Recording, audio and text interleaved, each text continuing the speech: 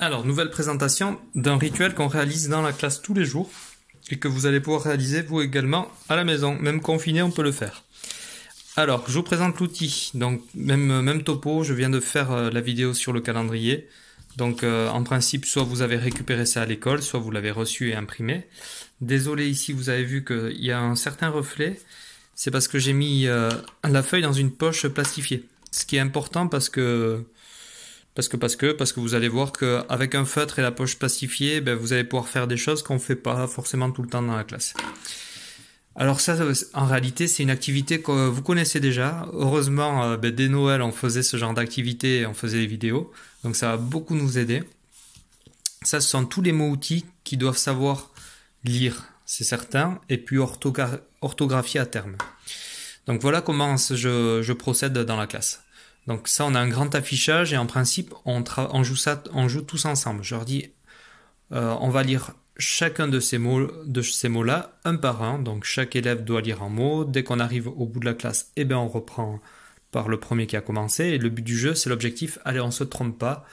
Et puis ça donne un petit peu de piment. Là, vous allez voir, l'enfant est tout seul. Donc, tout seul, ça veut dire qu'il doit lire. Combien il y a de mots ici? 1, 2, 3, 4, 5, 6. 1, 2, 3, 4, 5, 6, 7, 8, 9. 6 x 9, 54. 54 mots.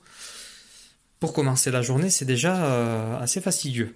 Alors, ce que je vous propose, on va réaliser l'activité comme ça. Donc, c'est un jeu.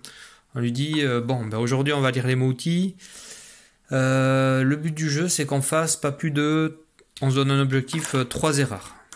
Hop, et on se note. Pas plus de 3 erreurs. 3 ou 4, vous voyez.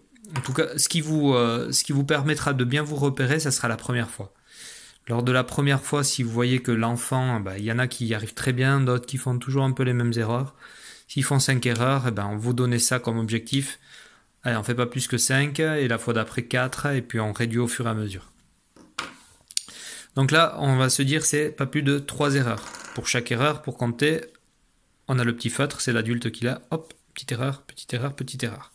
Alors le but, bien sûr, comme à chaque fois, enfin moi c'est un peu ma philosophie, c'est qu'on y arrive tous. Et pour y arriver tous, il faut s'en donner les moyens. Donc la première chose, on montre à l'enfant, tiens, je vais le lire une fois, haute voix. Il y a, avec, dans, des, être, je suis, le, la, les, etc. Vous le lisez une fois, vous le lisez le lundi, vous faites pas ça tous les jours. Et ensuite, vous lui demandez, alors est-ce que tu as des questions? Tu es bien sûr que tu sais lire tous ces mots? Alors dans la classe, il n'y a jamais de questions, mais on a très rarement réussi à faire tous les mots d'un coup sans erreur. Donc de mémoire, les difficultés. Le mot être. Alors ils savent que ça fait le son E, mais on voit finalement assez peu cette lettre avec l'accent circonflexe. Et en plus de ça, il y a la difficulté du te et re qui se suivent. Donc 2 consonnes qui se suivent, trrr, c'est pas simple. Donc ça, vous pouvez dire attention, là c'est être. C, ils y arrivent très bien. Des mots O. Alors ça, c'est un son qu'on a déjà vu, le son O, sauf qu'on n'a pas vu cette écriture-là encore.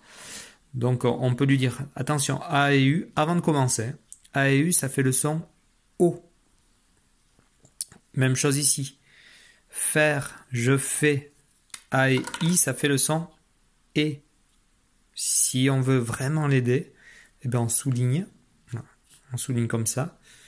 Et on peut même écrire en dessous un E. Bon, je suis désolé, sur la vidéo, on dirait une sorte de pâté. Bon, dans la réalité, ça ressemble aussi à un pâté, à vrai dire. Donc je recommence. Hop. Ouais, bon. La mine est un peu épaisse. Ouais, bon, c'est pas très parlant, non? On va lui mettre au-dessus. Bon, vous voyez ce que je veux dire. On lui répète, et puis s'il fait l'erreur, on le reprend de suite. On lui dit A et I, ça fait E. Même chose, A et U, ça fait O. Et pour le reste, il devrait y arriver. Alors, pour ne pas que ce soit trop fastidieux, on appelle ça la lecture en duo. C'est-à-dire qu'il y en a un qui lit et l'autre qui répond. Alors, on choisit qui c'est qui commence. Je commence. Il y a. Ensuite, c'est l'enfant avec, dans, l'enfant, des, être, etc. Vous avez compris? Et on enchaîne. Alors, bien sûr, pour que tous les jours, ce ne soient pas toujours les mêmes mots qu'il a à lire, Si le lundi vous avez commencé, ben, le mardi, ce sera lui qui commencera à lire le mot. Si pour l'enfant c'est fatigant, hein, on s'est vu quand même juste avant le confinement, on sait les enfants qui ont des difficultés, enfin vous le savez de toute façon en faisant les devoirs le soir. Donc n'hésitez pas, au lieu d'alterner un mot-outil chacun, eh bien, vous alternez une ligne chacun, d'accord? Mais attention, quand vous êtes en train de lire, vous ne laissez pas l'enfant regarder par la fenêtre. Donc ça veut dire quoi? Ça veut dire non, c'est pas la peine de fermer les volets. Vous lisez et lui il suit quand même. Même à la limite, lui d'ailleurs il aura la feuille face à lui. Vous êtes de côté, vous êtes capable de lire de côté et on le voit suivre avec le doigt. Comme ça on est sûr que à défaut de lire, eh ben il suit et puis il rentre ça dans sa mémoire à long terme. Voilà, donc petit jeu, soit l'un après l'autre, c'est-à-dire mot par mot, ou alors ligne par ligne. On fait ça une fois. On note les erreurs. On s'était fixé 3 erreurs maximum. Ah ben tiens, regarde, on s'est trompé 3 fois. Ah ben c'est bon, on a réussi, on se tape dans la main, on est content. Voilà, c'est un jeu, et puis on est content, c'est vrai, on s'améliore, donc ça il faut le souligner. On peut laisser le score d'ailleurs tous les jours. Tiens, lundi on se met le L, lundi on a fait 3 erreurs. Eh bien, mardi, on verra. Peut-être qu'il y en aura 4, on ne sait pas pourquoi, peut-être qu'il y en aura que 2. Mais voilà, et puis comme ça, on voit toute la semaine les réussites et les difficultés.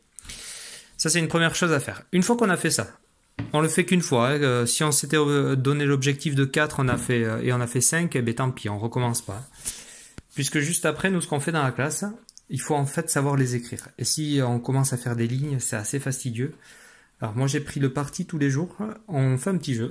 Je dis bon, on a lu tous les mots, je vais vous demander d'écrire sur l'ardoise un des mots outils. Alors comment on fait? Vous êtes le professeur, vous êtes l'enseignant, donc vous lui dites je veux que tu écrives le mot aller. Donc le mot aller fait partie des mots outils, il est situé ici. Sauf qu'il y a énormément de mots, et parfois ils ont besoin du modèle, ce qui n'est pas grave, parce qu'à force de l'écrire, ça va rentrer dans la tête. Donc, moi ce que je fais, je lui dis, vous trouvez le mot aller, petit indice, le mot aller est dans cette ligne. Voilà, donc il gagne du temps, il voit assez vite où est le mot. Ça, on le fait 2 fois.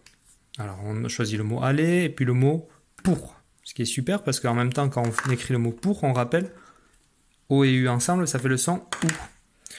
On lui désigne la ligne, à lui de jouer. On peut jouer en parlant de colonne aussi. Hein. Il faut se repérer dans un tableau, c'est une des compétences à travailler en CP. On lui dit, bah tiens, c'est dans cette colonne ici. On peut alterner. Comme ça, le mot colonne, ils le retiennent bien. Le mot ligne aussi, mais ils le retiennent bien suivant les contextes. Quand on écrit sur la ligne, ils savent que c'est horizontal. Quand on parle d'un tableau, ben, tout à coup, le mot ligne, c'est beaucoup moins parlant pour eux. Donc voilà, ça je vous laisse, ça vous faites plaisir. Hein. C'est ce qu'on appelle la liberté pédagogique. Vous essayez, vous réussirez parfois, même souvent, et des fois ça marchera pas bien ou vous allez hésiter. Et bien la confiance elle va venir en faisant, comme pour les enfants. Donc une fois que ça s'est fait, donc lui il écrit. Alors on lui a demandé tiens écris aller, il écrit aller. Hop, vous vérifiez si c'est juste, très bien. Tu te mets un point dans le coin de l'ardoise. Les 2 premiers valent 1 point. Donc, aller, on avait dit pour, il efface pas avec les doigts. Surtout pas comme moi. Pour. Très bien. Ah, bravo. 1 point supplémentaire. Et le 3e, il vaut 2 points. Et pourquoi il vaut 2 points? Parce que le 3e, il y a un vrai enjeu. C'est qu'on lui dit, je veux que tu écrives « je suis ». Sauf qu'on lui dit pas ni la ligne ni la colonne. À lui de trouver. Bon, mais il y a des stratégies. Il faut chercher je. Quels sont les mots qui commencent par je? Ah, tiens, je suis. Et s'il arrive à le trouver, alors en principe, il y a un temps imparti, mais en réalité, ce que je fais, moi, c'est que je regarde si la majorité a trouvé la réponse. Je laisse un peu plus de temps. Je vois quels sont les derniers. Je leur laisse du temps. Et puis, de façon à ce qu'il y ait au moins toujours une réponse. Si c'est bon, 2 points. Si c'est pas bon, ben on lui dit, eh ben regarde, il était là, je suis. Bon, on va quand même se donner une limite. Disons que vous allez compter dans votre tête jusqu'à 20. Allez, on va se donner jusqu'à 20. Et comme on est généreux, on peut changer un peu les modalités de travail. Au lieu de dire, tiens, tu cherches dans le tableau, on va peut-être désigner toute une moitié de tableau. Parce que là, vous avez vu, il est assez conséquent par rapport à décembre. On dit, attention, le dernier qui vaut 2 points, il est situé parmi les 5 premières lignes. On peut même, en fait, pour les enfants, ce qui est mieux, c'est mettre un repère visuel. Faites comme ça. Et voilà, et ça sera fait. Petite parenthèse sur cette activité et l'activité du calendrier. Alors moi, l'idée, c'est de vous faire une sorte de petite formation, en fait, pédagogique, voir les erreurs, les remédiations possibles. Donc, je vous rassure, ça devrait être plus court à réaliser qu'à entendre, d'accord? Donc, je suis plus long que le rituel. Voilà, donc le tout, c'est de passer par cette première fois où il faut écouter les choses, et ensuite, vous allez voir, c'est très fluide. Voilà, donc toujours, vous n'oubliez pas le plaisir d'apprendre, le jeu, pas parce que c'est toujours mieux de jouer, mais parce que il faut se rendre compte qu'apprendre, surtout à cet âge-là, c'est un vrai plaisir, et il faut qu'on le maintienne, ce plaisir-là. S'il y a des échecs, c'est pas grave. D'ailleurs, s'il y a des échecs, je continue, je parle beaucoup. On se les note, on se dit, tiens, ça, il sait pas le lire. Comme je disais à Noël, plutôt que de tout lire, eh ben, peut-être que les autres fois, eh ben, vous les entourez. Vous entourez juste les mots que vous voulez que l'enfant lise.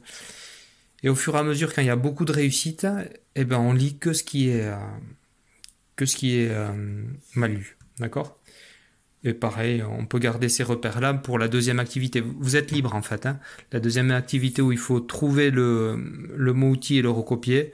Ben, si vous voulez que la modalité soit, ben, tiens, tu cherches parmi les mots qui sont entourés ou parmi les mots qui ne sont pas entourés, c'est à vous de voir. La seule chose que je vous demande, c'est de le préparer un peu. Se dire, tiens, hier, il n'y arrivait pas à ça. Il oublie le S, peut-être le S muet à la fin de je suis. Ben, tiens, on va refaire je suis. Voilà. Allez, bon courage.